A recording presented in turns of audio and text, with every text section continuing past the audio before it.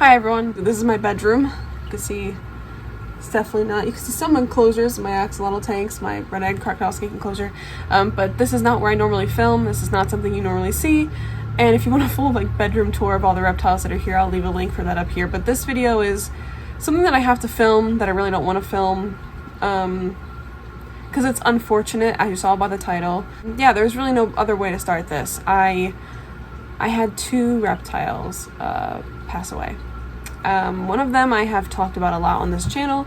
It's my bearded dragon, Franklin. I actually have been talking about Franklin having illness since 2021. He was diagnosed with a gastrointestinal tumor. So he was diagnosed with that tumor after a number of tests. He had two different blood tests a couple months apart with higher glucose levels, and then he also had physical symptoms, like he was having diarrhea, and he also had vomited up his vegetables, squash or carrot or bell pepper or anything like that. He would vomit it up, he just couldn't digest it anymore.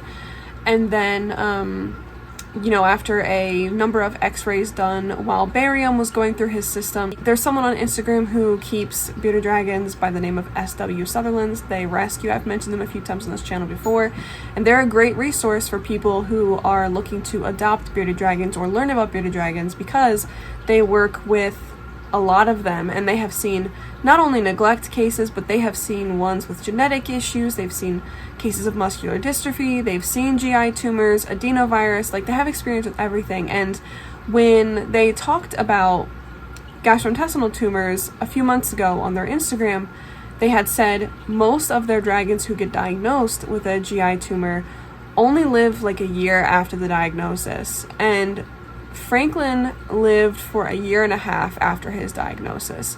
If you've been watching my channel, then you remember that recently when I posted some feeding my pets videos or pet update type of videos, I mentioned in them Franklin had a vet appointment with my vet to be seen because he had a strange textural abnormality on his underside.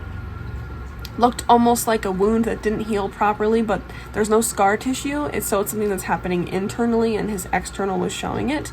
My vet did not know what it was, and she said the next step would be to get a analysis of the area. So she said he would have to go under anesthesia, and they would take a biopsy and send it off to the lab, and this procedure would cost $800 about. And so I was about to go to Canada, and we couldn't have booked him for that surgery anyway. Surgery is booked a month out. So I was like, okay, let's, I'm gonna think about it because I really would like to, but $800 is a lot. Also, given the fact that I have been having my own health issues, and now I have over $1,000 of medical costs that I'm looking at as well. And so I was like, let me sit on it, and I'll call you after I get back from vacation to book the appointment if I decide that that's what it comes to. Shortly after Franklin's vet visit, he stopped eating. Wouldn't eat his greens as much, wouldn't eat his insects as much, and that kind of just got stronger and stronger, his interest in not eating. And so a month after his appointment, I took him back to the vet to be euthanized. And this was September 1st, which was a few days ago now, which was, strangely enough, literally 8 years to the day that I got Franklin. For those who don't know, Franklin was a rehome from Craigslist. He was my second reptile ever. I am not gonna cry. I've cried enough on this channel. I've cried enough in private. I need to just, it's okay to cry. I don't want to make it sound like it's not, but I'm gonna try and power through it because I need to get to the other death that I haven't talked about publicly on YouTube yet, which came out of nowhere. As you know, if you've been watching for any length of time, I have over 70 reptiles, and I have very limited deaths. And that's because I have a great vet, and because I have good husbandry, and because, I'm very attentive. If something is wrong, we immediately go to the vet. In fact, I've taken my animals to the vet before, and there's been nothing wrong with them. So believe me when I say that, I notice things, right?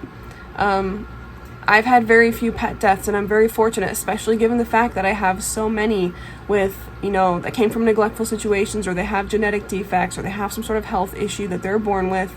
And so I'm very fortunate to have had so few reptile deaths, especially given the amount that I keep and that I've been keeping them for 8 years. But Franklin's loss is the first one that I've had for a reptile that I've had for, 8 years. Like, he's my second reptile I ever got. I still have my first, which is my crested gecko, who's actually in this room up there. But Franklin's death, like, I knew it was coming, so it wasn't as hard as it could have been. And I also had to make the call to euthanize him, which is a pain in its own, because it feels like I ended his life instead of just like it ending itself. And euthanasia is really hard for me, I'll be completely honest with you. I've made the call when I've had to, so don't think I'm someone who can't be responsible and ethical and a good pet keeper that way. But it's a really, really tough choice for me, because I feel like, well, what if I'm missing something and I'm actually robbing him of time?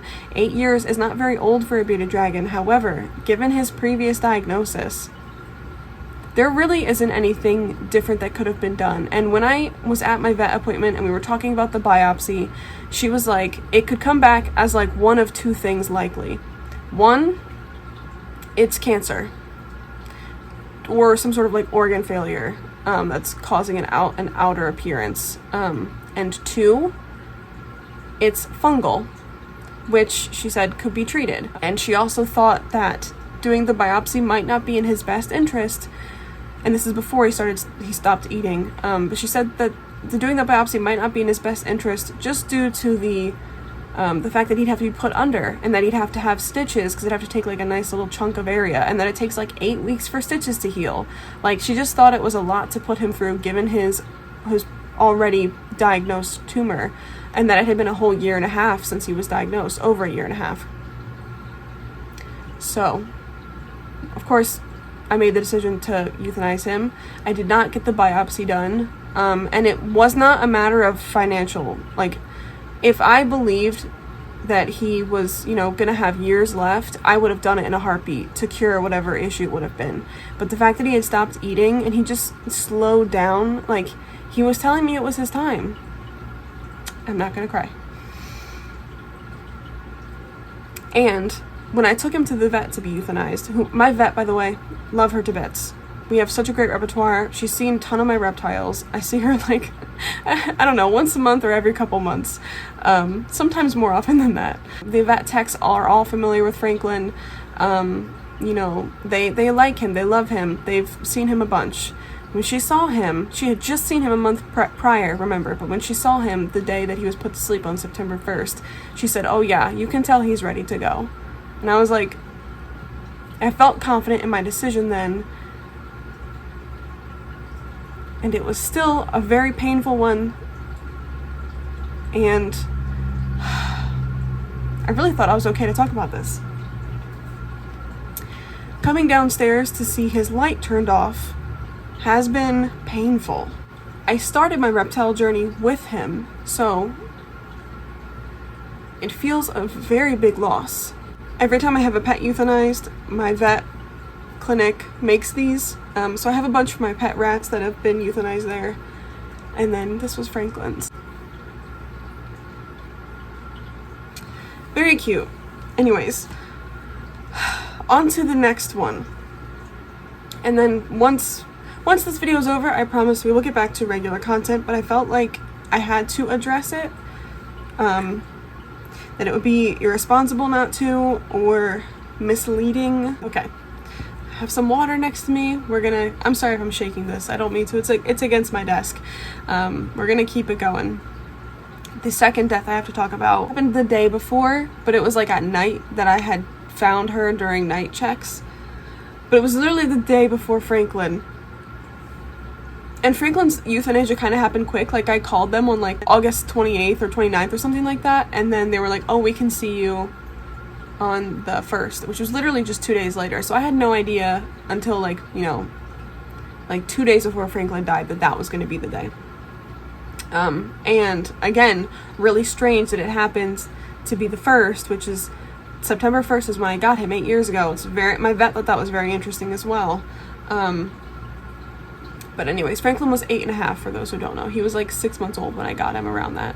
Anyways, so the second reptile that passed away, literally the night before Franklin, or the day before Franklin, but it was like just the night before, is my Enigma leopard gecko, Sam. So if you're familiar with Sam and Gilly, they were two sisters that were rehomed to me from a breeder back in 2016. Well, I should say rehomed. They were like surrendered to me. And it's because they had severe Enigma syndrome, and both of them were really underweight. They had stuck shed. Like, they were in bad condition.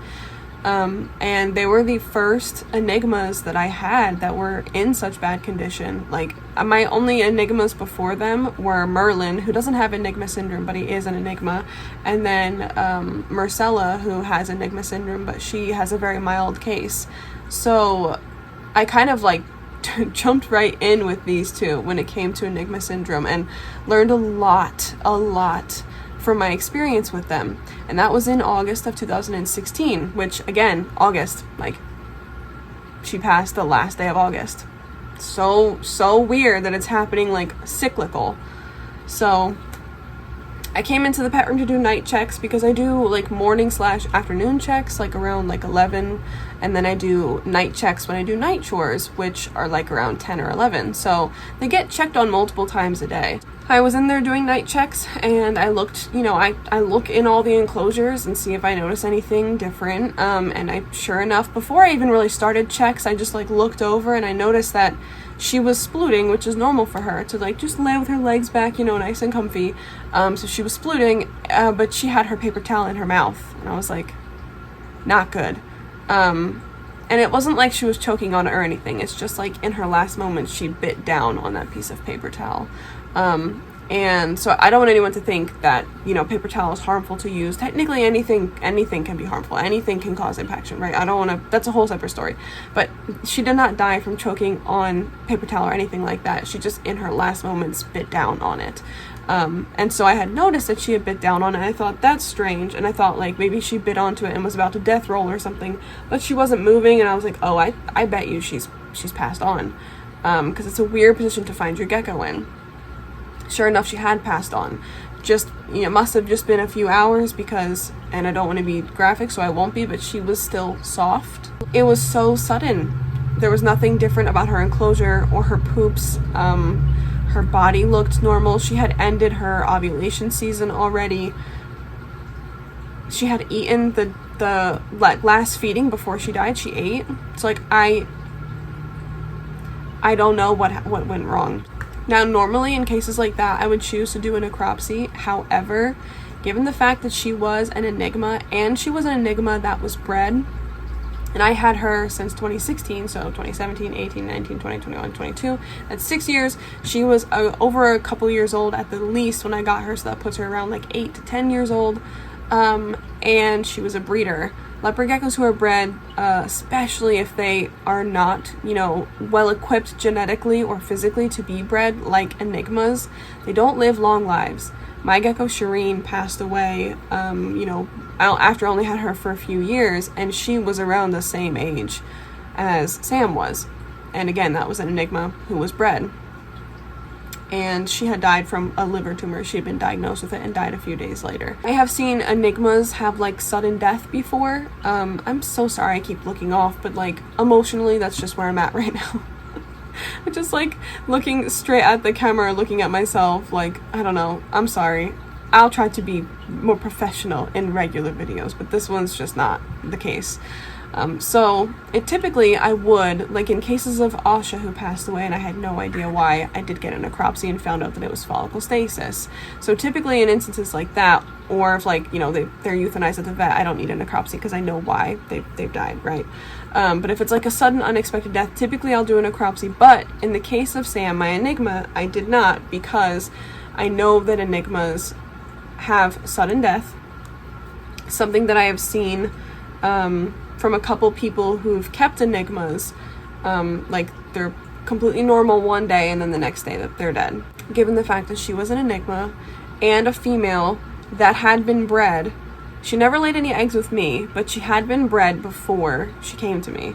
And I don't know exactly where she came from either, because the person that gave her to me was a breeder, but they didn't breed her as far as I know. They just took her in from another breeder and then sent her to me. So like, I have no idea how old Sam and Gilly both are. And I know that they were bred before, and that their experience in life has been, you know, breeding and then rehabilitation with me, and not being bred. But that's all I know. So I don't have too much to go on age-wise, but like I said, she's probably 8 to 10 years old, maybe a little bit older. Her sister Gilly looks fine. I'm keeping a very close eye on Gilly. I say sister, they're housed separately, but they are genetically sisters, like they're clutch mates. And so I'm keeping a close eye on her because she had a very similar life to Sam, so it wouldn't surprise me if, given her life and her genetics being similar, she also isn't long for this world. But yeah, I just wanted to explain why I didn't do the necropsy process. And necropsy is a very, like, personal thing for a lot of keepers. Like, a lot of keepers choose to never do necropsies. I will in the case of, like, I really have no idea what's going on, or if it's, like, a young, healthy animal. But given Sam's situation, I chose not to, and I hope that you all are okay with that decision. I actually buried Sam and Franklin next to each other. I literally just visited them this morning. She just died super suddenly. And it was honestly like, it was like the straw that broke the camel's back. And there's been too many straws. Like, with being sick this summer and not getting a diagnosis still, I don't have one still. And this is like 14 weeks now, which is a long time to not be right. And in general, just like, you know, my dog died this summer. I had a gecko that arrived dead in shipping that I had really been looking forward to keeping. You know, it just feels like can't catch a break, really. But I just want to be as honest as possible because I think that I owe you guys that. And I also wanted to be as honest as possible with Franklin and Sam and their passings and why they happened, how they happened. I think that, like, people online, especially people who keep live animals, do owe it to their audience, especially if their audience has, you know, seen that animal for a long time. Like, a lot of you have loved Franklin and Sam for years, and so I understand that the grieving process for me is also important to you. Like, you guys also need to grieve. And then there's also the aspect of just wanting to be completely transparent with you guys about everything. When it comes to reptile keeping, when it rains, it pours, and I want everyone to be aware of that, regardless if you have just one reptile or if you have as many as I do, or just pets in general, that sometimes when one bad things happen, some other bad things can happen, and it can just kind of feel overwhelming. And so part of the reason I share this is because I want everyone to know that, like, these are real things. You know, you can go years without any health issues with your reptiles, and then suddenly, boom, your bearded dragon is diagnosed with a gastrointestinal tumor, and then, you know, it's you got a year and a half, and there's other health issues in between, like a strange skin thing or vomiting or random diarrhea, and it's not easy. And I don't want anyone to ever go into reptile keeping thinking it is going to be easy, or pet keeping in general, but it is worth it. I want everyone to be aware that, like, regardless of how painful pet illness and pet death is, I personally feel like Franklin and Sam, so worth it. The years I had with them are so worth this unpleasant time, right? Or the unpleasant times of Franklin being sick. So, anyways, I'm rambling now because that's what I do. I ramble. I'm gonna leave this here, and if you have any questions, I only ask that you be respectful to me and others in the comments. If you have any questions, comments, or concerns, or thoughts, or anything, please leave them down below, and I will continue to address them. I promise I will answer in the fullest that I can. And yeah, with that, we say goodbye to Franklin and Sam, and hopefully nobody else, because I have this, like, dumb superstition that, like, bad things happen in threes, so now I'm, like, super anxious waiting for another one to happen. I also have this superstition where if one of my dogs dies, my reptile's gonna be next. I'm gonna go, and I'm sorry that this was sad, and I will see you guys for happier content soon. Bye.